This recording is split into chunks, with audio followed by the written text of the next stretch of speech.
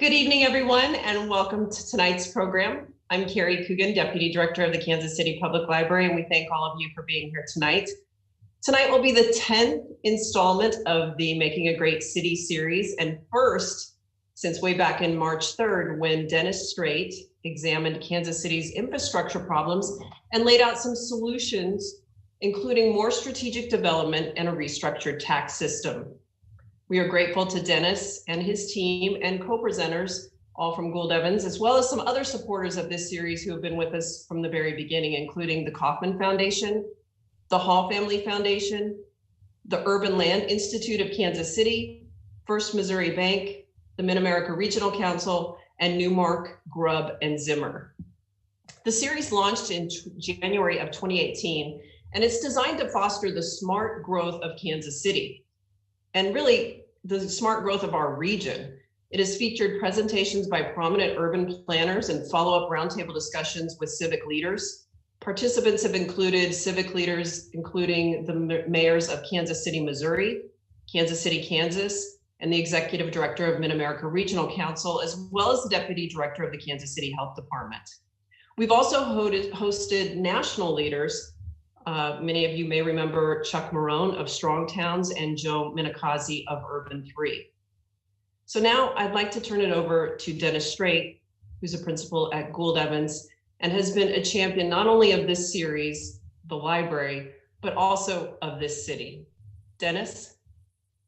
Thank you, Carrie, and thank you all for joining us tonight. It's great to keep this moving with this new virtual format, and stay tuned for additional programming that we hope to get together soon in the months ahead. So when we started the series, the intro was always, we built a city we can't afford. And the goal was to start having public discussions about what we can do differently going forward. And this is an opportunity tonight to talk about how one of the most significant things we can do is to use our comprehensive planning process as a way to help us all think about how we can build a more fiscally resilient city in our city building practices. I'll tell you that Jeffrey Williams and Diane Binckley have been helping us since we started this effort and have been great resources for us. And tonight they're going to help us understand the comprehensive plan with Kyle Elliott, who's leading the comprehensive planning process. They have a lot of information they want to share with you. And so for that reason, we've asked Jessica Oliphant to help moderate the discussion so that we can keep it as close to an hour as possible. Jessica is she's with the Cookingham-Noll program at KCMO. She's a graduate of New York University with a master's in public administration. She's in her first year of the program at Cookingham-Noll, and she's going to talk to you a little bit about that. And we met her through the Community Engagement University program that the city puts on twice a year, which if you didn't know about that, please learn about it, because it's a great way to learn about how your city works and how you can get involved in helping your city move forward. So again, thank you all for coming tonight, and I'm going to hand it over to Jessica. And Jessica, please take us forward. Great, thank you, Dennis. And absolutely, if anyone's interested in Community Engagement University, please reach out. It's a great program. And once again, welcome everyone to this installment of Making a Great City. We are going to talk tonight about Kansas City's comprehensive plan. And for everyone watching on YouTube, as questions come up throughout the presentation, please feel free to put them in the chat. We're going to be addressing some of those at the end of the presentation. So please go ahead and as they come up, just drop them in there. So like Dennis said, my name is Jessica Oliphant, and I have a master's of public administration degree from New York University. I recently joined Kansas City, Missouri as a Cookingham-Noll City Management Fellow. And the fellowship is a 2-year opportunity for recent graduates of MPA programs to get involved in city government.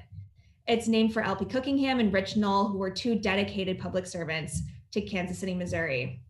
The fellowship allows recent graduates the opportunity to rotate through different city departments, getting a 360-degree view of city government. So currently I'm stationed in the finance department in the Office of Management and Budget, working to develop the fiscal year 22 budget. And tonight I'm joined by Jeffrey Williams, Diane Binckley, and Kyle Elliott from City Planning and Development. Jeff Williams has been the Director of City Planning and Development for Kansas City, Missouri since March of 2015. He leads a staff of more than 130 employees that guide the future growth and development of this city. He's worked in the fields of urban design, historic preservation, and city planning at local and county governments for over 30 years. Prior to joining Kansas City, Missouri, Jeffrey served as the Commissioner of Planning and Development in Yonkers, New York, and Mount Vernon, New York. And he served as the Principal Historic Planner for Westchester County, New York. He holds a Bachelor's of Architecture degree from Pratt University in Brooklyn, New York, and has held an American Institute of Certified Planners, AICP, designation since 1998. We also have with us Diane Binckley, who currently serves as the Deputy Director for the City of Kansas City, Missouri's City Planning and Development Department. Diane oversees planning services, coordination with other departments, and special projects.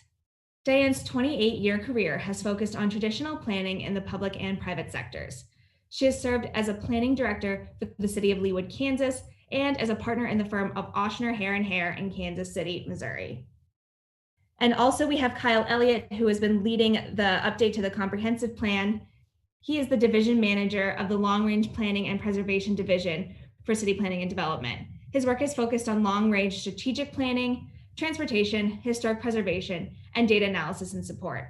Previously, Mr. Elliott worked as a land use and transportation planner for the city of Kansas City, Missouri, and prior to working for KCMO, he worked for the city of Liberty as a staff planner focusing on current planning. Mr. Elliott received a BA in Geographic and Economic Development from Northwest Missouri State University and a Master's of Urban Planning from the University of Kansas in Lawrence. So many thanks to all of you for being here tonight, our three panelists who are going to speak to us, and also for everyone watching. So let's just go ahead and jump right into the meat of this presentation. So Jeff, would you like to tell us a little bit about what the role of a comprehensive plan is in making a great city? Absolutely. First, again, thanks to the Kansas City Public Library, Gould Evans, and others for continuing this series. Diane, myself, Kyle, we've all had the opportunity to be audience members for some great conversations, and we're really honored to kick off the virtual continuation of this series. And really the idea, maybe the way to think about a comprehensive plan update, how does a great plan make a great city? Well, I think if you consider Kansas City and its development post its establishment as a city, and really think about how influential the Boulevard and Parkway plan of the city that dates back to the late part of the 19th century that we're still building out today, how much of our growth and development really is shaped by that plan and that system we still continue to build out. So as we think about a comprehensive plan, and I'll talk a little bit about what a comprehensive plan is by definition, I ask everybody to kind of keep three things in mind, keep three P's in mind, keep physical development in mind, keep policies in mind, and ultimately keep people in mind. Because really, what is a comprehensive plan? It helps sets the priorities and guides land use decisions here in the city to make sure that we're a thriving, people-centered community. We are also striving to be one of the great cities in this country.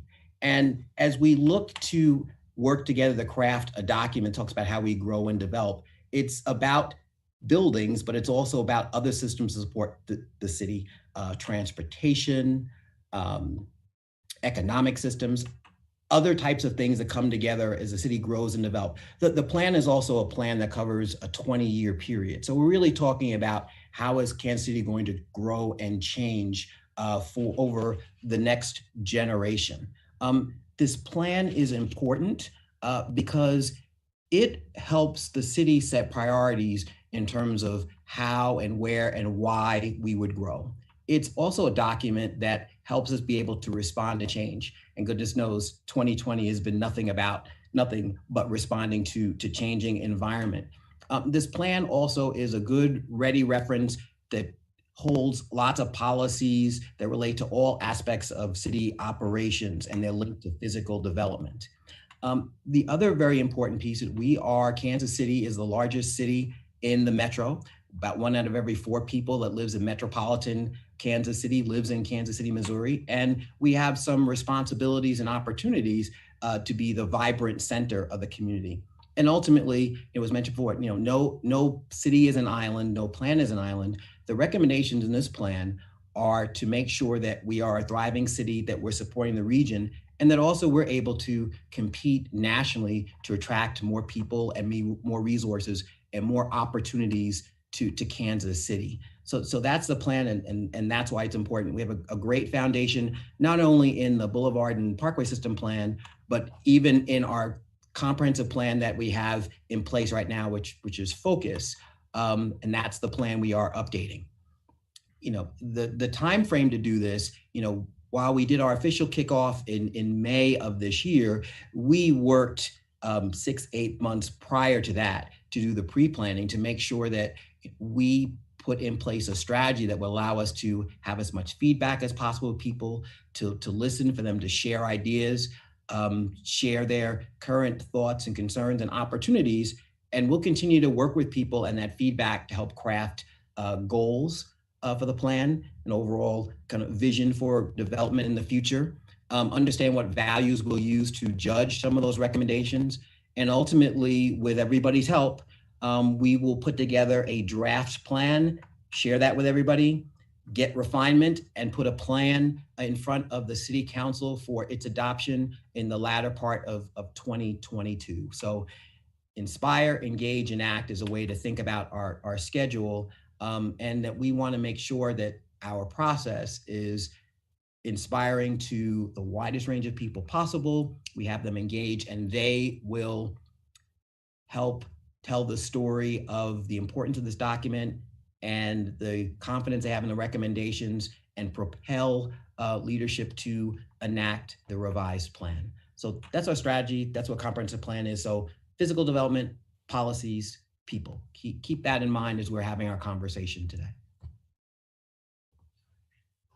Great, thanks, Jeff. I think what makes part of this a really exciting process is that it only happens every 20 years. And so, Diane, I want to ask you, what information do you focus on to get started developing a plan like this? Thanks, Jessica. So yeah, the way we get started, is really it's looking at data and trends. So data and trends are really important because we have to kind of see where we've been so that we can kind of figure out where we're going to go. So let's just take a little bit, a quick look here at where the city has been as far as from a size standpoint. So we initially started with about 700 people within only 1 square mile of area. And then this happened back in 1838 or so with the Kansas Town Company established. So then from 1953 to the 1900s, we expanded quite a bit up to 26 square miles, and our population really grew. And this happened when the Hannibal Bridge span over the Missouri River, and some of our first city plans, the Park and Boulevard system that Jeff just spoke about, got started. So then we continued on, and so the next 50 years, we grew quite a bit. That's when we made it to over 450,000 people. That was a significant, it's a 300,000 population increase. And so our density, if you'll note here, hit over 5,600 people per square mile. So that's quite a bit of density for our town. And you can see the areas that we grew into. Where things started to change were at this point when the Urban Renewal and Housing Act of 1949 hit, and the interstate highway system also, which started in 1956, came into effect, which supported the white flight. So at this point, then the city expanded even more, and that was a big change. So you saw just a moment ago, our density was 5,600 people per square mile. And then when we expanded out through these annexation moments, our density dropped significantly. And our population didn't grow very much. And then it continued on, and this is the size that we are today. We're 318 square miles, and our density is still pretty low. And you'll note our population through all those years really never increased significantly. So all of that, all that trending and understanding kind of how we got where we are is really important. And so then we evaluate also, one of our peer cities we always look at is Minneapolis. And you can see how much more dense per square mile that they are than we are here. So part of the big message that you've heard through a lot of the presentations over the last several months that this is a part of the series of is how we grew and how we can't afford it. And of course, having that continual growth out is very impactful to our budget, which of course budget's a big issue right now, right? Where's the money going to come from as we're in this pandemic? So, so that's a little bit of past.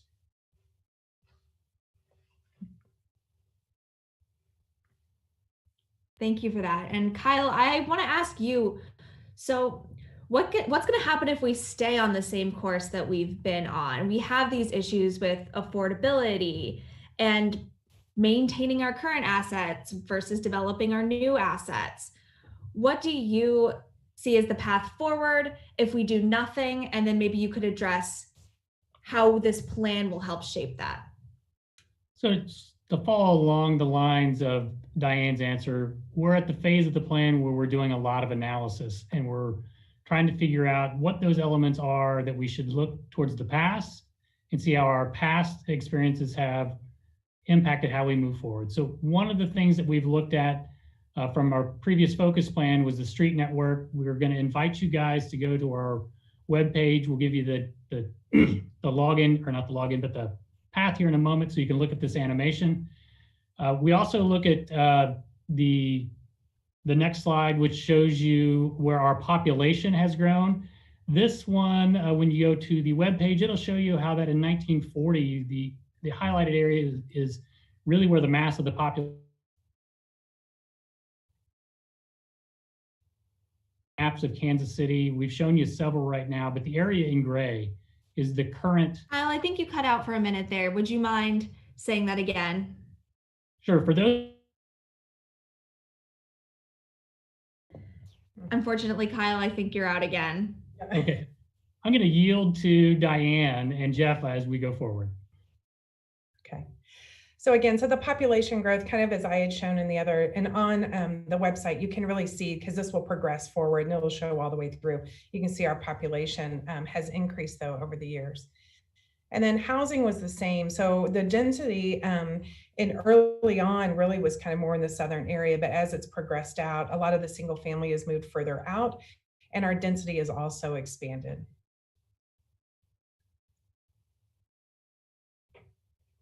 So here we have basically more or less, again, some of the trends. It's just showing on our website. So there it is. It's playbook.kcmo.gov. And you can go there and you can see all the more or less data trends where we've been. And again, so it helps us to project forward where we think that we will go.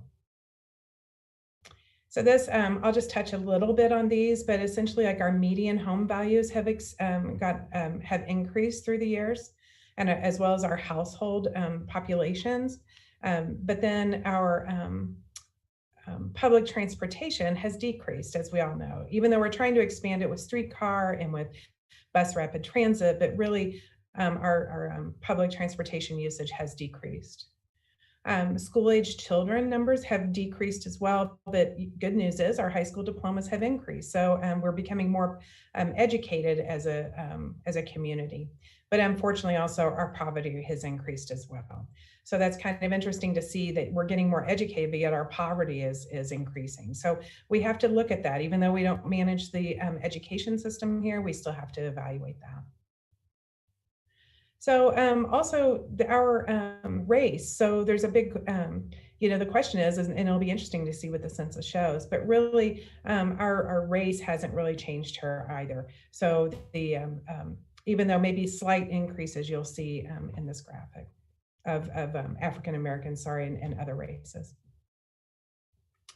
So we talked a little bit about focus, and so we have gone back because it was important to see. Focus was an award-winning document on a national planning level, and so it's really important to see what did that plan say. And so we have evaluated that plan, and so here you'll see that 60% of what was identified in there as to-do tasks have been completed or are ongoing. It's hard to say.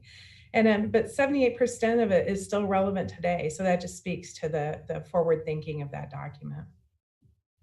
And Diane, if I could add about the focus plan itself, back in 2014, the American Planning Association looked at the top 100 cities and was checking to see which of those cities' comprehensive plans had the word equity in it. We're talking about equity a lot, and there were only about 4 cities in the country that had the word equity included in their comprehensive plans, and focus was one of those plans, and it dates back to the late 90s. So again, we really do see focus as a platform or foundation, we will build off of. It's a great point. Yeah, so thank also, you, the citywide business plan, as Jeff spoke about before, and the comprehensive plan are 2 major plans that are moving forward as we speak. But all these red dots that you see around this, those are almost 30 plans that have been done in the city that relate to what we're doing here. And so we're analyzing those as well. So we've gotten them all together. You can go to this place on our website and you can review any of those, but we'll take all those into account as well and do an analysis of it. And again, just to make sure that this comprehensive is kind of all encompassing and bringing all the pieces together. And awesome. so lastly, I'm sorry. I was just going to ask you, Diane, I was going to ask if you could talk maybe about some of the major accomplishments from the focus plan. So I want to see how we actually end up using these plans. I know you had mentioned some of the identified action items from focus that have been completed, but I know we don't make plans like this just to let them sit on a shelf and collect dust. So I'd love to hear a little bit about some of the accomplishments from this previous plan. Sure. And I might let Jeff jump in as well to answer that question. But one of the major accomplishments is this, as you see here, is area plans. So we have 18 of those across the city, and we update those every 10 years. And so these are another level from the focus plan, kind of directed this. So it's the big arching overall plan. And then these are more specific to certain portions and geographic areas of the city. So we can get into more specific detail as it relates to the physical development there, but also these gather a lot of the neighborhood and the residents' input so that it helps to guide future development in those areas.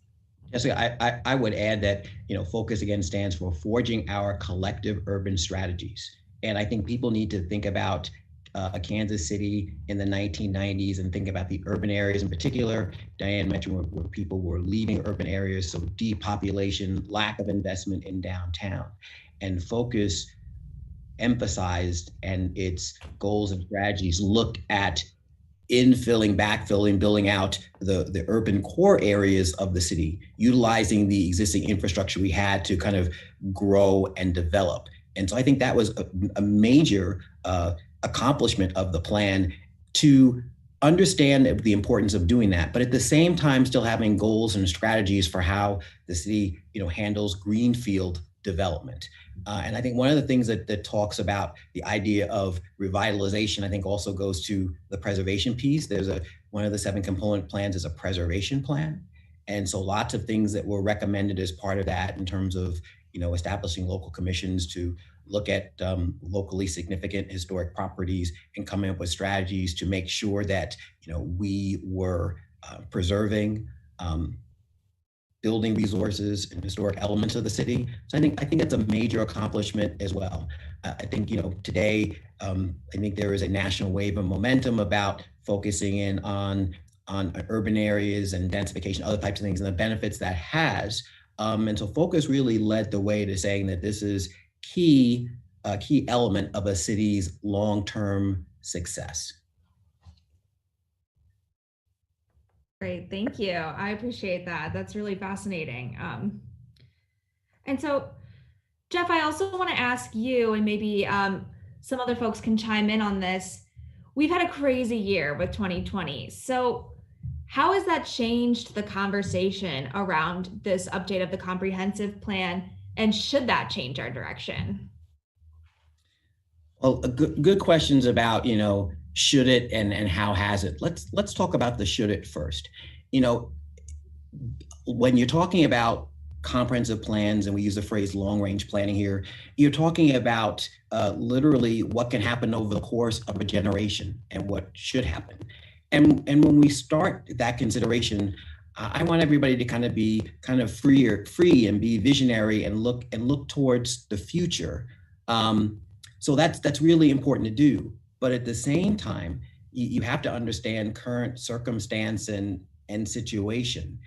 And the one way that current circumstances influenced, I think, the overall shape and mission of the plan, and you're seeing on screen some thoughts. I was really concerned how we were going to work with community to understand the elements of this plan that would focus on betterment of the community, even if it meant it wasn't necessarily an item that was directly beneficial to someone. I was concerned how we were going to talk about mutual benefit and community wealth building and other kinds of things. And I think either between understanding how interrelated we are because of our deeper reliance on first responders during the pandemic, and then understanding the national conversation we've had about systemic injustices, understanding that, I wasn't sure how we would get to some of those equity issues and other pieces. Well, current circumstance, I think, has made everybody very aware of those points. So the plan, as we put it together and move forward, it is going to be reflective of the circumstance, the time in which this plan is being developed, because we are all about, and I think the long range mission for planning is really about empowerment. How do the physical spaces, how do city policies, how do all those things come together to empower people, to give them individual power to achieve what they need to achieve to have a healthy, safe, successful life here in Kansas City. So this plan and really the mission is about empowerment and looking at ways which we encourage individual power versus rules and strategies and guidelines that are just reinforcing the worst elements of systemic power.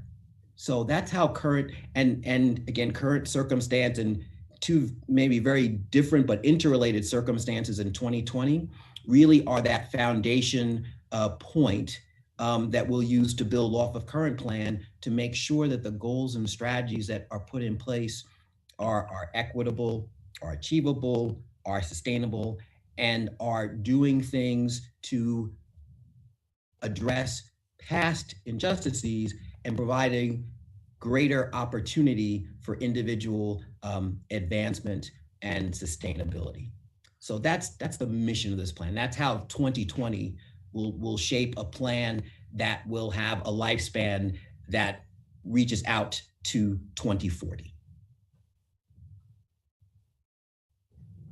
Great, thank you, Jeff. I think it's great to work that element into this plan. It would be probably naive to ignore the current circumstances in developing something like this. With that being said, I hope that we have Kyle back, maybe with a better connection, to talk a little bit about the topics. We'll see how this goes. And Jeff or Diane, feel free to cut me off if it starts to sketch out. So Jessica, as a follow-up. Unfortunately, Kyle, I'm not able to hear you right now. I can All right. make, oh. Go ahead. I'll keep going, Kyle. I think everyone would appreciate that. Yes. Okay. So, you mentioned the idea about topics and, what is in a comprehensive plan. What people are seeing on screen are the themes that staff has identified through looking at numerous award-winning plans put together over the last 10 years in terms about what themes or elements or other cities including in their comprehensive plans. And in many ways, it can feel and look like a laundry list, but I'll break it down a little bit. There's some elements I talked about earlier about equity and sustainability.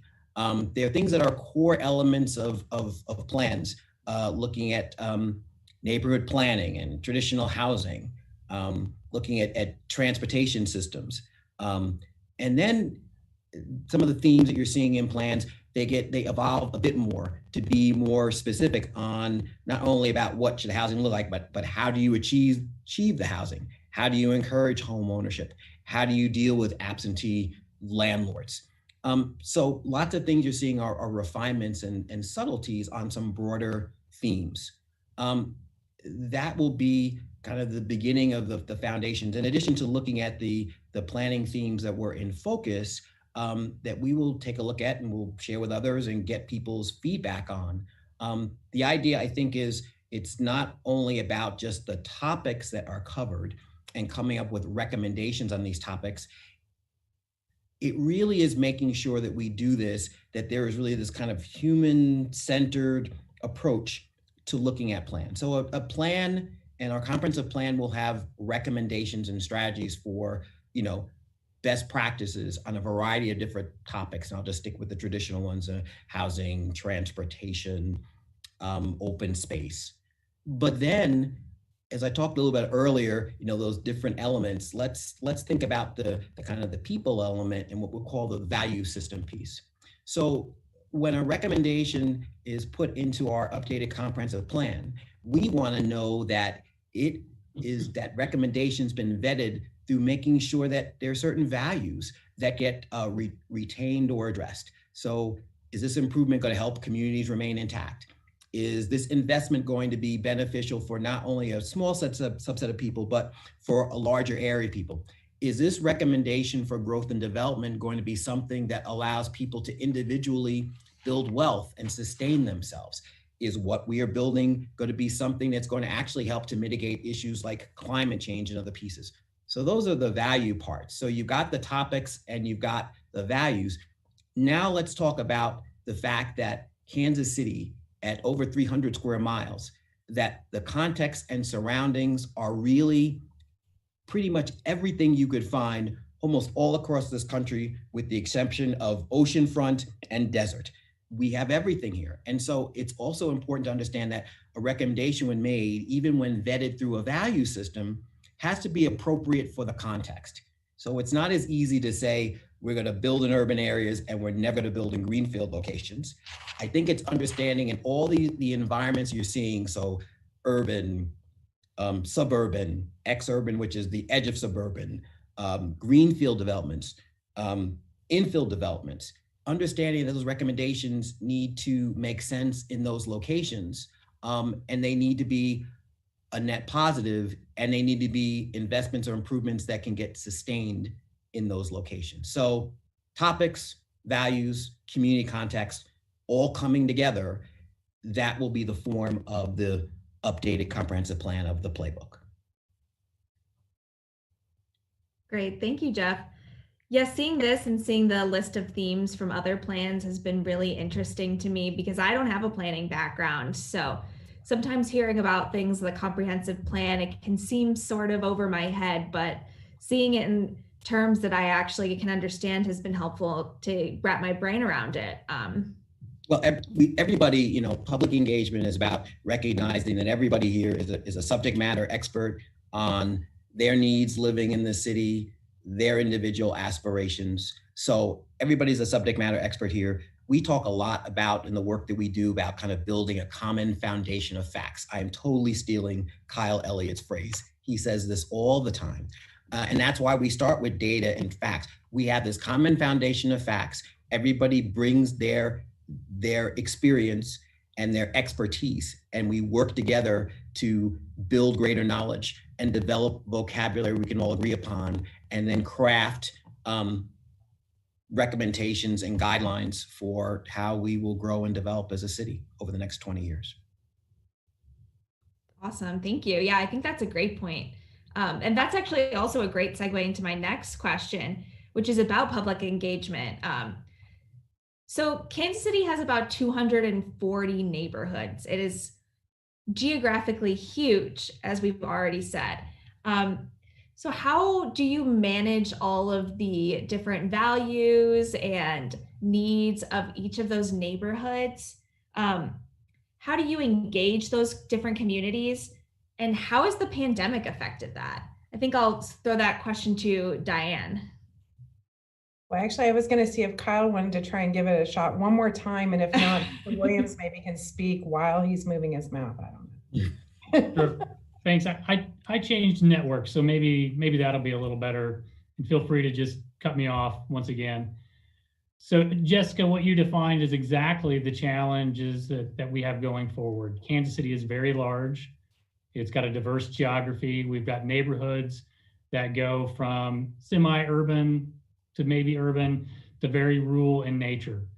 And the people that make up those neighborhoods are very different as well. Some people would prefer to come to an established neighborhood meeting. So we initially set up our process to encourage and enable that.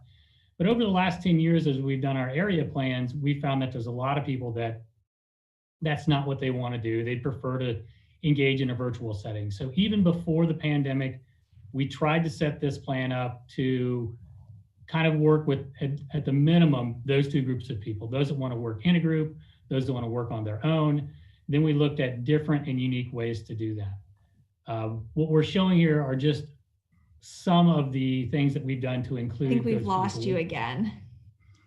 Go ahead, Diane or Jeff. Oh, I could still hear him. Okay, great. So yeah, as Kyle was saying, so these are just a few of the things that we've done so far. Whether it's hopefully you've seen our billboards out there or participated with us on a Twitter Ask a Planner or a virtual town hall meeting. So we've gone everything from non-digital to digital, and now we're preparing to hire a consulting firm to help us because it is so critical to get out to all those folks and all the neighborhood, every individual in the city, that we are hiring someone to try to help us with that program and setting up a committee as well. So it is highly critical to us that we try to get to everybody. But quickly, whenever you go to our website, the one thing we ask for is your zip code whenever you sign up to participate. And so this shows us right here how many people are participating so far in the city. And as you can see, primarily it's been those folks south of the river and kind of on the western portion of our city.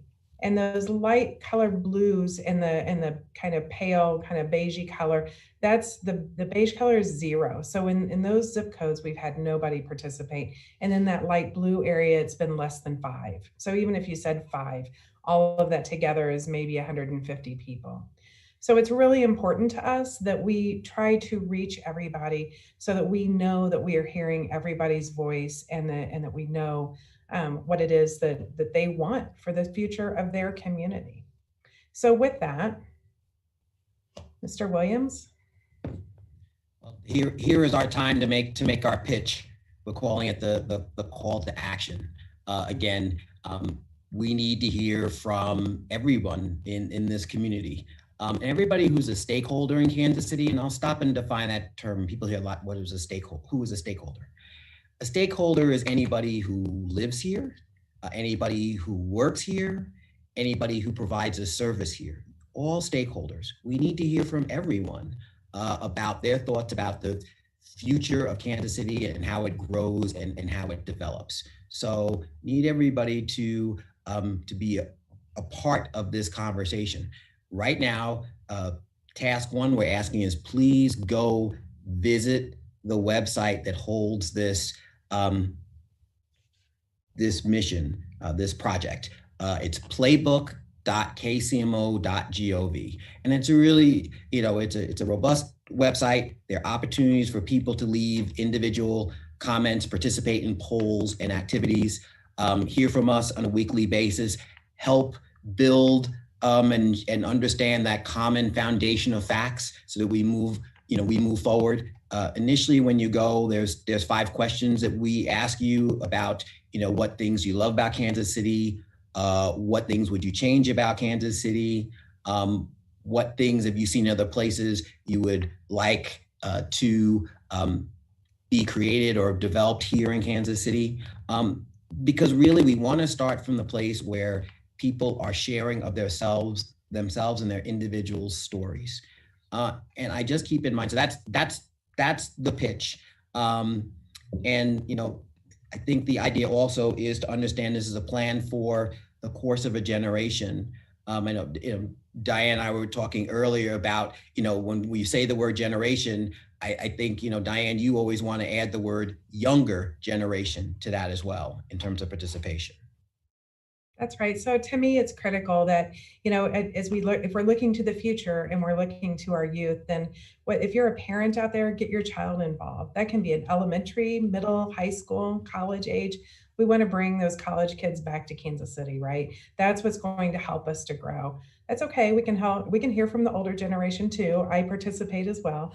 But it's just really important that we make sure to get our youth involved. And we might have Kyle back. Let's try one more time, if that's all right with you, Jessica. Yeah, I apologize. I think I blamed my bad connection on Kyle. So I apologize for shifting the blame to you. So if there's anything you would like to add, Kyle, please go ahead. Yeah, no worries. Part of working through the situation that we have right now is figuring out how to be flexible in these situations. And that's really the message that we want to send back out to the public. Every voice matters. We want to make this something that is encompassing, something that's open to not just Kansas City, Missouri residents and businesses, but if you have a community that is in the metro, that occupies and that visits Kansas City, please invite them to participate. If you're visiting us on this call from outside of Kansas City, give us your thoughts. We really are open to everything as we go forward. One of the really nice things about this process is city staff is driving most of it. So it's pretty flexible.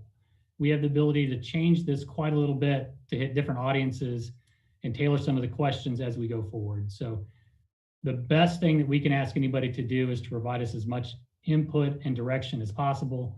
And then we've got really good community here. They can help us drive it forward. And I think as people provide that input, I want people to keep a few things in mind as they do that. First, this is absolutely a process where people should feel comfortable talking about, I have experienced this. I want to see our city accomplish this. I need Kansas City to develop in a certain way to support what I'm doing. So it's okay to make it about I and me statements. That's a good thing.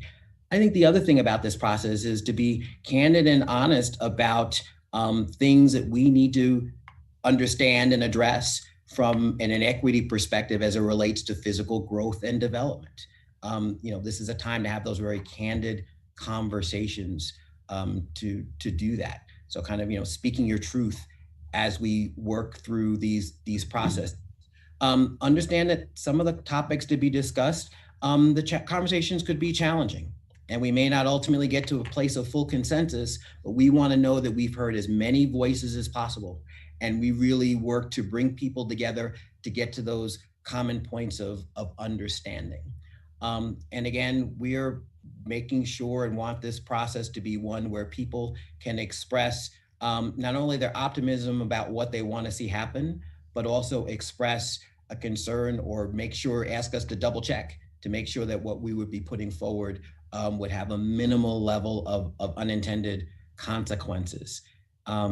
At the end of the day, we're really all very privileged to be leading this effort in this conversation. And while people may think, how does a plan talking about buildings and inanimate objects affect individual people? It kind of reminds me of a story. I was flying out of KCI, struck up a conversation when somebody's waiting for the plane, said, what do you do? I said, I work for city planning and development, et cetera, et cetera. She said, she looked at me and she said, thank you. She had a son who was visually impaired. She said, I just love what the city is doing in downtown and having audible crosswalk signs. She said, those investments will let me know that my son will have quick access to live in an environment where he will be supported. So something that you could see as almost as impersonal as an audible walking sign, knowing that we're a city that planned for it, that expands that infrastructure, that has, supportive development around that type of infrastructure. This let someone know that they saw their family member, their child, with a healthy, robust, high quality of life in Kansas City. There are thousands and thousands of stories like that. This process will help bring that out. More importantly, this process will make sure people can tell thousands and thousands and thousands of more stories about how the physical development of this city has supported and provided them with a high quality, high sustainable quality of life. Awesome, thank you. I love that story, Jeff. That's great. And I'll give my 2 cents on the Playbook website. It's excellent. super well done.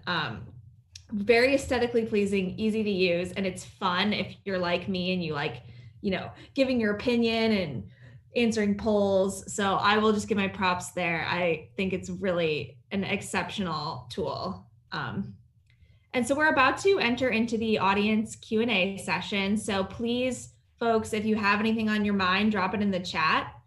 But before we do that, I want to kind of connect this presentation to the larger theme of this series. And I know I had asked Kyle this question, and then we kind of had some internet connectivity issues. So how is this plan going to address affordability in the city? So anytime you're working on a comprehensive plan, it looks at everything from where you build to how you build your infrastructure to which neighborhoods are communicating with you. All of those things can work directly hand in hand to bring down affordable costs. The main thing with these is to make sure that you're listening to the public and figuring out what needs that they have. That includes the people that are building these units, and that also includes the people that are going to use those units as well. Jeff has worked in his time here a great deal on the housing process in Kansas City, and Diane does a great deal of stuff on the development side as well. So they would also have some good input on that.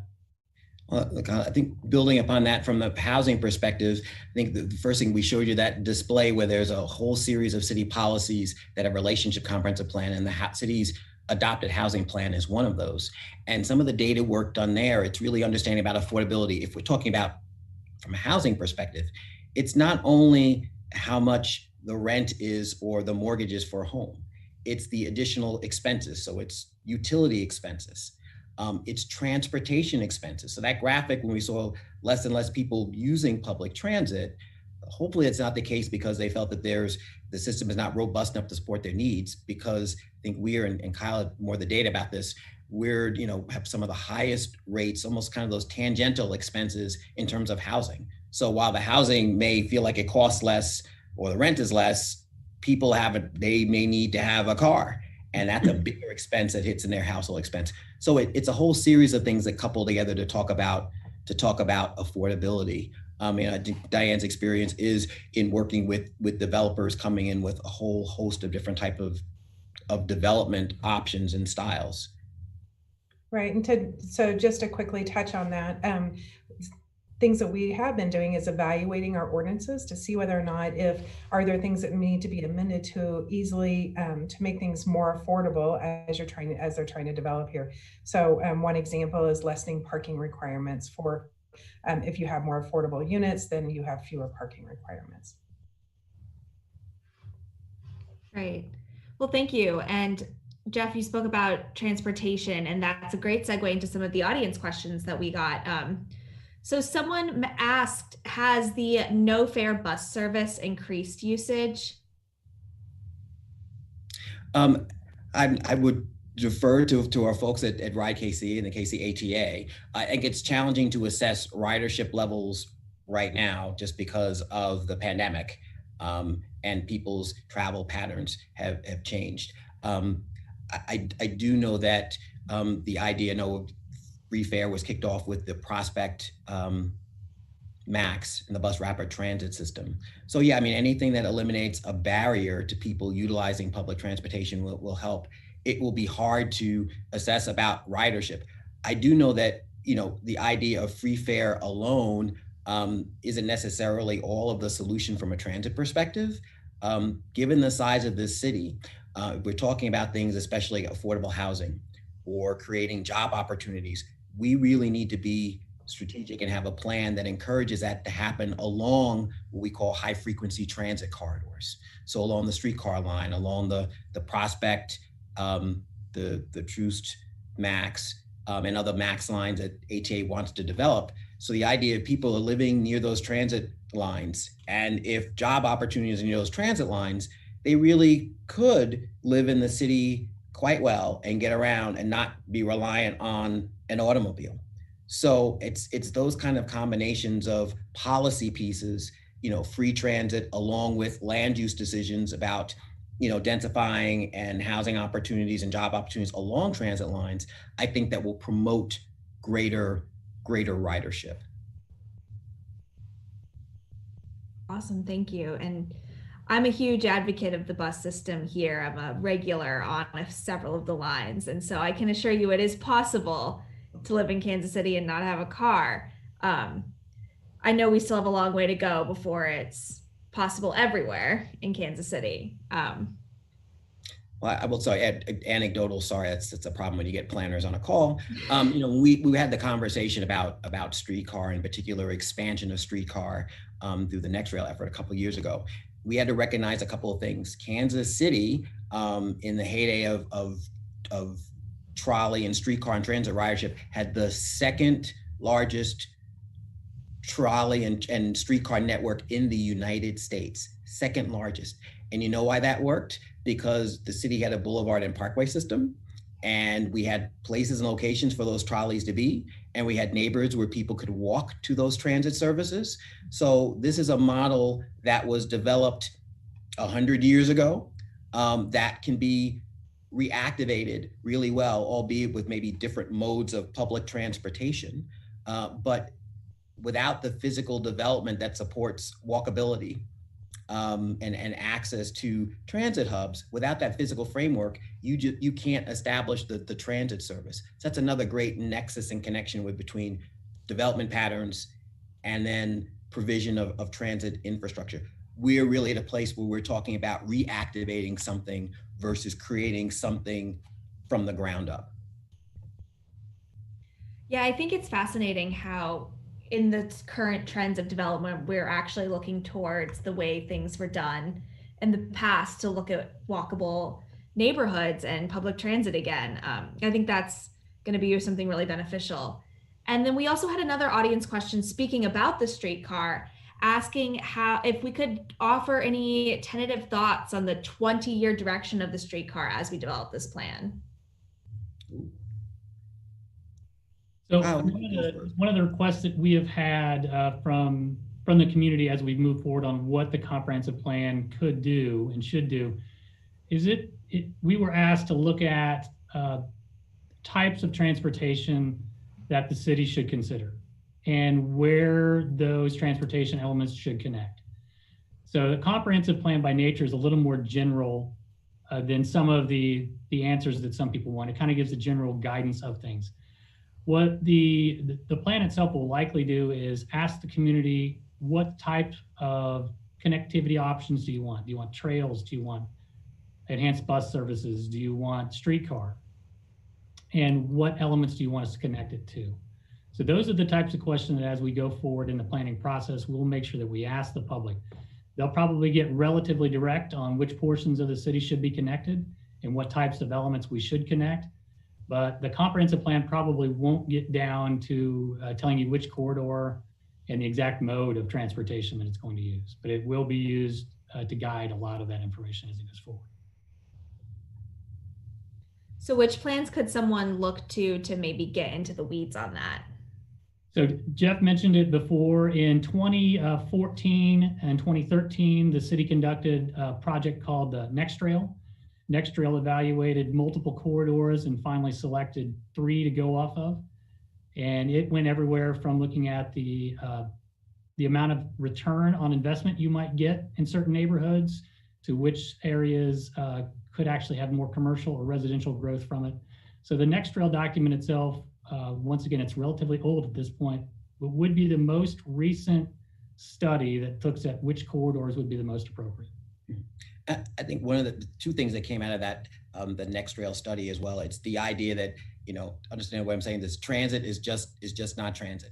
It really is about making that transit investment, and then how do we as a city leverage it? So the idea is making more robust transit in an area where there could be more development, which is a good thing because it houses more people or could employ more people along the line, but it's also leveraging, so for every dollar that's invested in streetcar, and we talk about this a lot with downtown streetcar, for the $130 million investment has garnered over these number of years about $2 billion worth of investment there.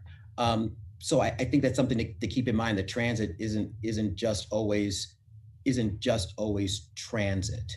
And I think the idea is that the supportive policies that go along with, it's not just a matter of, well, the other point I wanted to mention was the idea that, transit and any type of a transit system is like other type of infrastructure, you kind of grow your way towards it. So it may not necessarily be the idea that there's a corridor and boom, a transit line's going to get recommended. It's going to recognize what's going on. And some of that Nextrail study was like, a corridor may not be ready for streetcar, but it certainly may be ready for bus rapid transit to build, transit understanding and seeing the benefits. And then as that usage gets more robust, it evolves to that next level transportation system.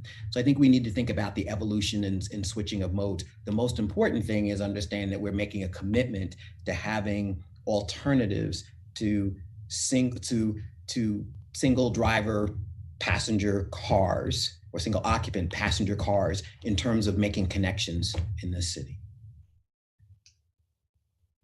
Yeah, that's fascinating. And I really think it's interesting to look at transit as a means to an end and not necessarily the end in and of itself. I think that there's a lot of potential there. And I know that's something the city on a larger scale has been looking to do. But I want to ask Diane, I know that we had mentioned that you're interested in getting feedback from some younger folks. And so have you worked with any youth-focused organizations to get their feedback? So far, we have reached out to many of the school districts in the city to see how we can work with them to be able to get the word out through the children to work with the children, but then also to try to reach their families as well. So those right now, of course, with the pandemic, it's a little bit more difficult. We had ideas of going out to soccer fields and softball fields and, trying to work the crowds, if you will, to get input, but that hasn't really worked out for us yet. But we still have our fingers crossed that we'll be able to move in to that option as well. As we move forward with our public engagement consultants, that is one of their primary roles, is for them to reach out to communities like that. So youth organizations is one of the primary things that we're going to ask them to not only interact with the youth, but with their parents or their guardians as well. So that is one of the primary components that we're hoping to hit here really quick at the start of the new year. Great, thank you. And so I do now want to circle back around to our affordable housing discussion. Someone in the audience mentioned that it seems like we've been trying to figure out affordable housing for as long as we've had cities. So can you point to some other things that have worked in cities that maybe we're looking towards? I'll wade in and think about some things that I think that have been helpful and have worked. First, I should mention other cities because we are not unique in being challenged from a housing affordability perspective. I think we as a community have kind of experienced a shock and escalation of costs, which is challenging a national level below what national, let's say, average home prices are. But it is a national problem. And I think there's certain levels of addressing affordability, especially for households at the lower percentages of average median income, that, we're going to need federal and state support and intervention. We are really pleased with the $30 million choice grant that the city received in 2015. That's funding from Federal Department of Housing and Urban Development to redevelop older public housing that's not in good condition. But it's not only replacing those public housing units, it's also including affordable units and market rate units, because it's really the idea of creating communities with housing alternatives, at multiple price points. And that's what choice does. And I think that certainly helps from an affordability standpoint because it incentivizes market rate developers to look at creating housing that supports affordability. The other piece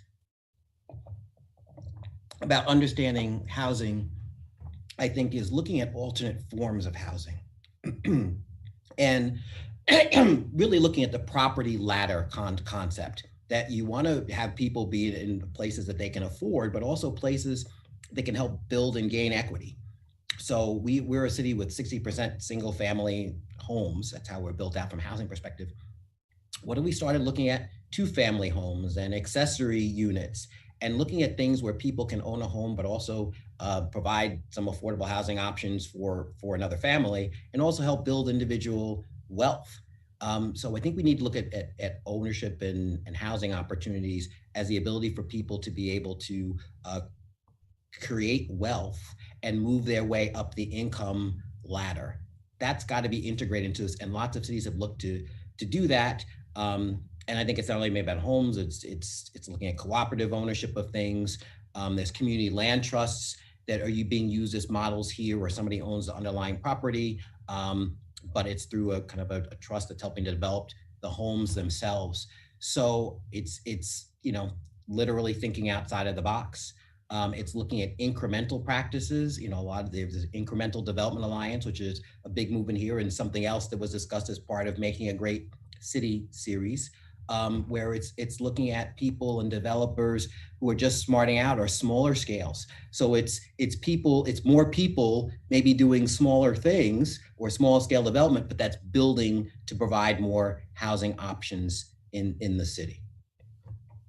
So I just like to add into that a little bit. So the way the comprehensive plan can help that is that it can help when we hear from the community that that's an important component, then that helps to drive those policy pieces in the comp plan, which then drives us into making those code amendments and getting council support to be able to make those adjustments. Today, we don't allow for accessory dwelling units. That's not allowed in the city of Kansas City today. And so that, to Jeff's point, that's how people can build that wealth and but also provide for a more affordable option in our community. So that's how the comprehensive plan can participate. I had one other thought, now it escaped me. So anyway. Thanks, Diane, for tying that back together. That makes sense. That's a really interesting point. So we're kind of coming up on time, but we've got a few more questions I want to address. And someone in the audience asks how you're making this plan makes accommodations for disasters, like for example, a pandemic. So when we first started this process and discussing how we were going to go forward with it, we started this conversation in mid-2019. And one of the big issues at that time that we were really trying to figure out is how autonomous cars were going to impact the development pattern as we go forward. And at this point, this is one of the farthest things really from what we've been talking about. So when you're talking about those topical issues, at one point, you've really got to consider how that's going to impact things going forward. And you really have to make sure that you design and think through a plan so that it can accommodate as many flexible times as possible. We're likely not going to be able to come up with the answer for the next problem that we're running into, but as long as we address the challenges that we're aware of and we're thoughtful in how we do that, that's a start to how we address those things going forward. I think it's interesting too, the whole concept of moving forward. One of those topics you saw on the list of the people considering are kind of the Internet of Things, how everything we have, is connected to the internet. And it sounded like a concept that was restricted only to the issue of digital divide. Hey, can somebody afford, internet access or not?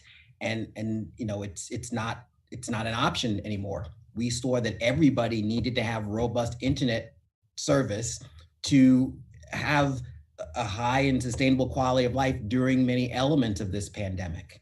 So I think conversations like that and taking things from it's a nicety to this is a basic requirement.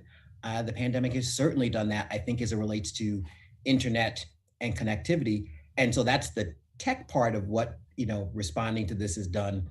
The other part is, going back to the whole philosophy of a boulevard and parkway system and the city beautiful.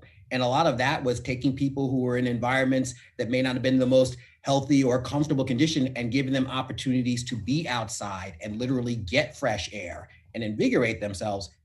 Well, how vital has that been these days for people to have access, regardless of where they are, to be able to take a few steps away from their home in an environment that is healthy and restorative? So responding to this through this plan is as much about the high-tech innovations as it is about emphasizing and sustaining some of those core development philosophies that we just know are good for overall physical and mental health.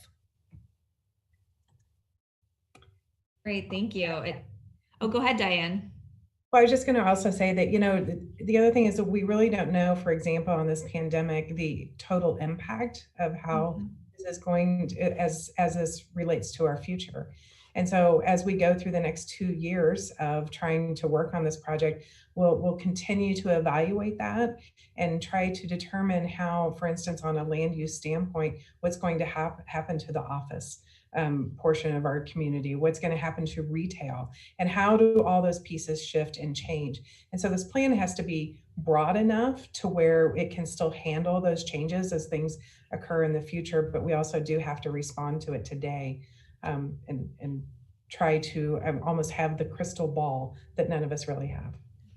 I mean, one of the things in terms of growth and development, I want to state that during the experience of this pandemic, we expected, as a department that's focused on physical development and planning, we thought there might be this rapid downturn of activity as it relates to construction and development community. I can sit here and tell you today that absolutely did not happen. Our numbers in terms of development activity year to year have been constant. So I think it lets you know that even something as cataclysmic as a global pandemic did not bring to a screeching halt the construction and development industry. So we need to know that, even while, we are grappling with national or international crises, there will still be people and entities that have a need to physically grow and develop. So we need to make sure that we're accommodating and understanding that, that demand for development, while we also craft policies to make sure that that development can happen in a flexible way and that's responsive to an immediate and emergent situation. Great, thank you. Yeah, it sounds like there's a lot of flexibility built into these plans, and also a feedback loop of understanding how you can adjust over time to accommodate situations like this. And we do have another audience question about how there's been a lot of speculation that the Royals will be moving their stadium downtown. Will the new plan address this type of development? So what the plan will likely do is it probably won't tell you exactly where a large development like this will occur, but it will hopefully take the temperature of the Kansas City population so that they can give us an idea of, if a development like that is going to occur, what it looks like, how it impacts neighborhoods, how it impacts transportation, and help prioritize some of those things so that the decision makers have the voice of the community to rely on. The other thing about our process as well is that, this planning process, comprehensive planning process, is not happening in a vacuum. Through the Downtown Council, there's the Imagine Downtown 2030 process that's going on. And so that's looking at the geography around the greater downtown area. And I know that the concept about what would happen if a baseball or sports venue was to move downtown, and how would development react to that, that would be a part of that process. So as much as we're going to be looking at bigger things and citywide issues, there will be, areas and certain geographies where other planning efforts are going on that are looking at, catalytic development and investments and those kind of special projects, if you will, while we talk about the overall development of the city over the course of 20 years. I kind of have been in Kansas City now for over 7 years, and it seems like, signs of spring or crocuses coming out of the ground, and us having a conversation about downtown baseball. Yeah, I think this kind of brings you back to the value system thing that Jeff talked about as well. It helps us to decide what those values that we have and how we should make those decisions. So. Okay, well, that wraps up our audience questions. So I want to take a minute to thank my colleagues from City Planning and Development and Gould Evans, as well as the Kansas City Public Library, for convening this discussion tonight. I had a great time learning about this, and I really thank you all for your dedication to making Kansas City a great city. And I'll also just say, I think that I really want to thank everyone who watched tonight and for taking the time out of your schedule to be here with us. I will also once again plug the KC Spirit Playbook website as a way to give your feedback.